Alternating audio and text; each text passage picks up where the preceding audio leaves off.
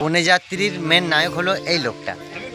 ঠিক আছে, এই লোকটার সাথে আমরা ঘুরছি, আমাদের বর্দা।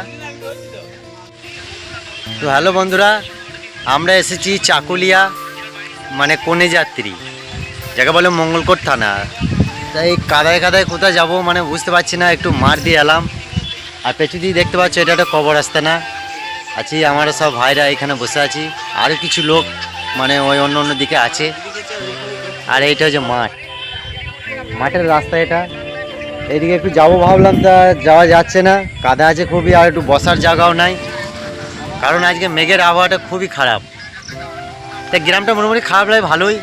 আর এই গ্রাম ওই কোন দিন ওই আসি নাই, আজকে এলাম একবার, গ্রামটাও দেখে নিলাম। এই হচ্ছে ব্যাপার।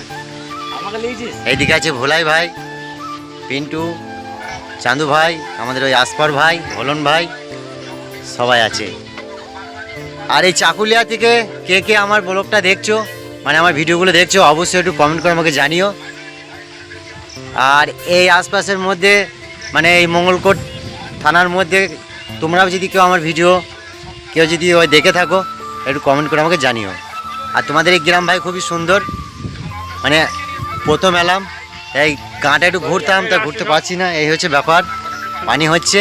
কনে যাত্রীর মেন নায়ক হলো এই লোকটা।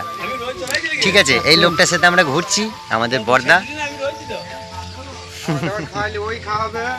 সেইটাই, খাওয়া দাওয়া করছি, ঘুরছি, এই মাত্র খাওয়া দাওয়া করে এলাম, আবার ভাত খেতে হবে তখন। তার দাদা মাথাটা একবার আঁচড়িনি আমি। হ্যাঁ, আঁচড়ে লাও, আঁচড়ে লাও, আঁচড়ে লাও। দেখো কাকুই বার করছে, গ্রাম থেকে কাকুই এনেছে।